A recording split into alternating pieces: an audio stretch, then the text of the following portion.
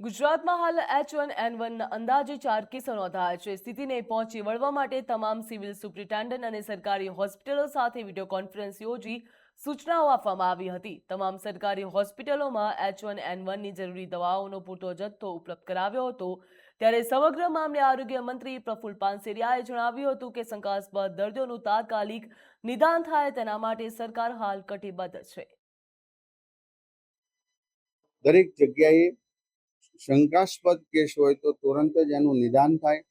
અને હવે જ્યારે સ્વાઇન ફ્લૂ એક સમય એવો હતો જેનો ઈલાજ ન હતો, નવું હતું અને ડૉક્ટરો પણ એમાં સંશોધન કરી નહોતા, એટલા માટે એનો મૃત્યુઆંક હતો।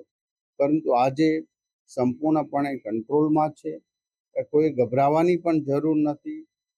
જેને આમ કહેવાય હવે H1N1 ને કારણે કોઈ ગભરાટ ફેલાવાની જરૂર નથી, પણ જાગૃતતા લાવી, સાવચેતી રાખવી એ બહુ જરૂરી। દરેક હોસ્પિટલમાં દવા વગેરેનો એમનો ઉપલબ્ધ જથ્થો કરાવી દીધો છે ને છે। માત્ર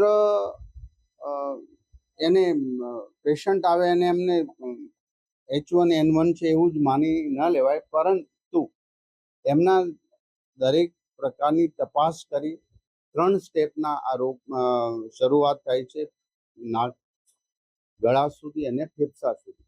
ફેફસા સુધી ન પહોંચે એ પહેલાં આપણે બધાને ટ્રીટમેન્ટ કરીશું। રાજ્ય સરકાર દ્વારા તમામ પ્લાનિંગ થઈ ચૂક્યું।